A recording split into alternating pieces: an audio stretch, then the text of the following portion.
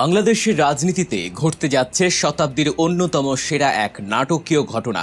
দীর্ঘ ৩৫ বছর পর দেশের ইতিহাসে এমন একটি রাষ্ট্রপতি নির্বাচন হতে যাচ্ছে যা নিয়ে সাধারণ মানুষের আগ্রহের কোনো কমতি নেই।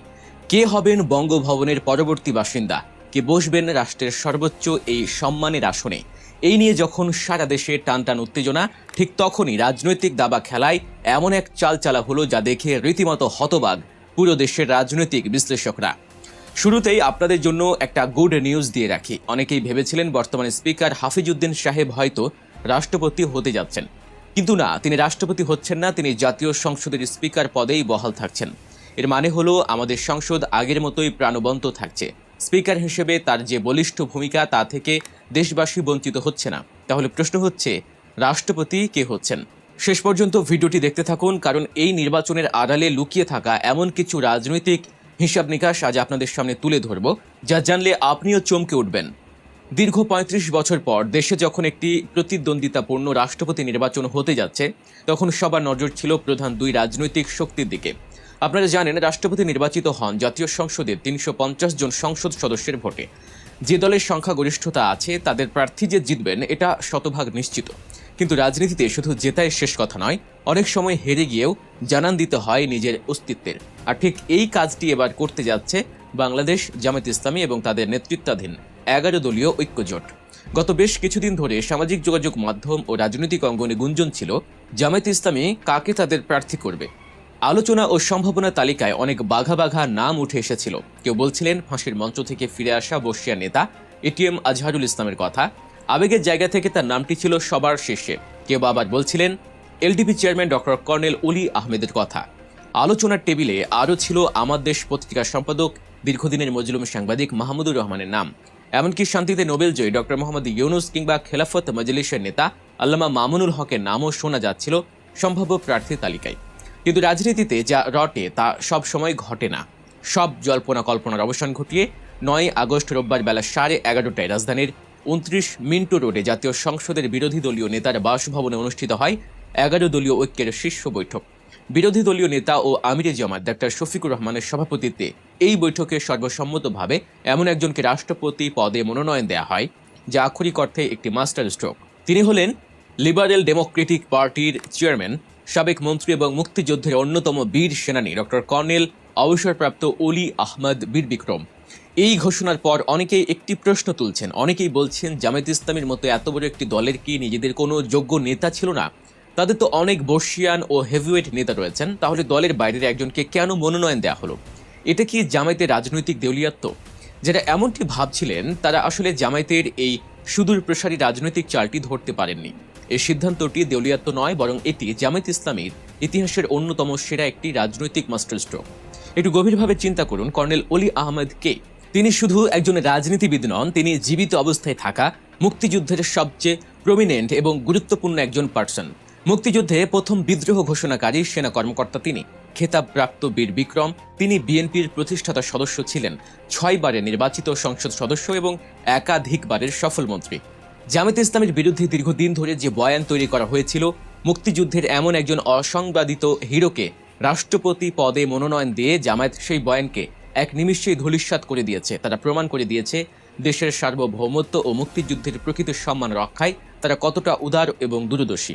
অন্যদিকে ক্ষমতাসীন দল বিএনপি থেকে বিএনপির পদে মনোনীত করা হয়েছে দলটির বর্তমান মহাসচিব মির্জা ফখরুল ইসলাম আলমগীরকে। এখানে কোনো সন্দেহ নেই যে মির্জা ফখরুল একজন সজ্জন ব্যক্তি। বিগত সরকারের চরম স্বৈরাচারী ও নিপীড়নমূলক শাসন আমলে তিনি বিএনপিকে পরম মমতায় আগলে রেখেছেন, দলকে ঐক্যবদ্ধ রেখেছেন। কিন্তু রাজনৈতিক ময়দানে তার আরেকটি পরিচয় নিয়ে জোর চর্চা রয়েছে। তার নিজের বক্তব্য অনুযায়ী তিনি আল্লাহর আইনের প্রতি সরাসরি বিশ্বাসী নন। এছাড়া তার পারিবারিক ব্যাকগ্রাউন্ড নিয়ে যে ঐতিহাসিক সত্যটি রয়েছে সেটি হলো তিনি মুক্তিযুদ্ধের একজন চিহ্নিত ও শাস্তিপ্রাপ্ত রাজাকারের সন্তান।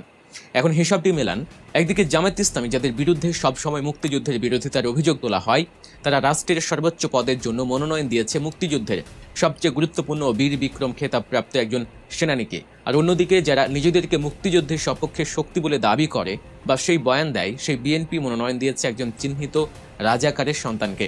ন্যারেটিভের বাইরে গিয়ে বাস্তবে কারা মুক্তিযুদ্ধ এবং দেশের সার্বভৌমত্বকে সর্বোচ্চ অগ্রাধিকার দিচ্ছে তা এই একটি রাজনৈতিক সিদ্ধান্তেই দিনের আলোর মতো স্পষ্ট হয়ে গেছে। অবশ্য এটা স্বীকার করতেই হবে যে দলীয় অবস্থান থেকে বিচার করলে মির্জা ফখরুল এবং কর্নেল অলি আহমদ উভয়েই নিজ নিজ জোটের জন্য বেস্ট চয়েস। কিন্তু নির্বাচনের ফলাফল কি হবে? ফলাফল আসলে সবারই জানা। জাতীয় সংসদে বিএনপির একক সংখ্যাগরিষ্ঠতা রয়েছে, তাদের আসন সংখ্যা 200-র বেশি। সংবিধান ও দলীয় শৃঙ্খলা অনুযায়ী বিএনপির কোনো সংসদ সদস্য দলের মনোনীত প্রার্থীর বাইরে ভোট দিতে পারবেন না, যাকে বলে হুইপ মানা। সুতরাং এটা নিশ্চিতভাবেই বলা যায় যে মির্জা ফখরুল ইসলাম আলমগীর হতে যাচ্ছেন বাংলাদেশের পরবর্তী রাষ্ট্রপতি। কর্নেল অলি আহমেদ এই নির্বাচনে জিততে পারবেন না, এটা তিনি নিজেও জানেন, জামায়াতে ইসলামীও জানে। তাহলে প্রশ্ন হলো, হেরে যাওয়ার কথা জেনেও কেন প্রার্থী দিল জামায়াত? কেন এই নির্বাচন? এখানেই লুকিয়ে আছে ভবিষ্যতের রাজনীতির আসল সমীকরণ। রাজনীতিতে সবসময় সংখ্যার জোর দিয়ে সবকিছু বিচার করা যায় না।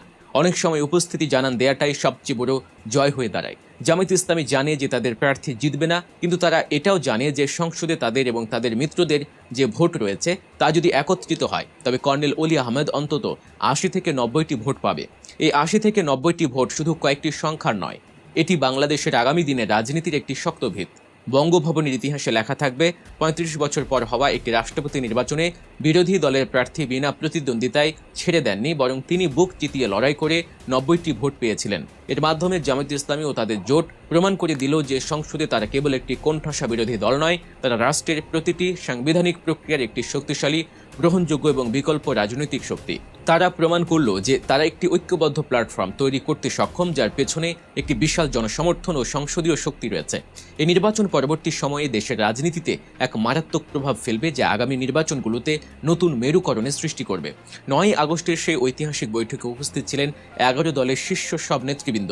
সেখানে জাতীয় সংসদের বিরোধী দলীয় চিফ হুইপ ও এনসিপির আহ্বায়ক নাহিদ ইসলাম, বাংলাদেশ খেলাফত মজলিসের আমির আল্লামা মামুনুল হক, বাংলাদেশ নিজাম ইসলাম পার্টির ভারপ্রাপ্ত আমির আব্দুল কাইয়ুম সুবহানি, বাংলাদেশ লেবার পার্টির chairman doctor Mustafizur Rahman Iran, AB পার্টির general secretary barrister Asaduzzaman Fuad সহ আরও অনেক শীর্ষ নেতা উপস্থিত থেকে এই ঐতিহাসিক সিদ্ধান্তে ঐক্যমত্য পোষণ করেন। এটি প্রমাণ করে যে ডানপন্থী ও ইসলামী মূল্যবোধে বিশ্বাসী দলগুলো এখন আগের যে কোনো সময়ের চেয়ে অনেক বেশি সুসংগঠিত এবং ঐক্যবদ্ধ।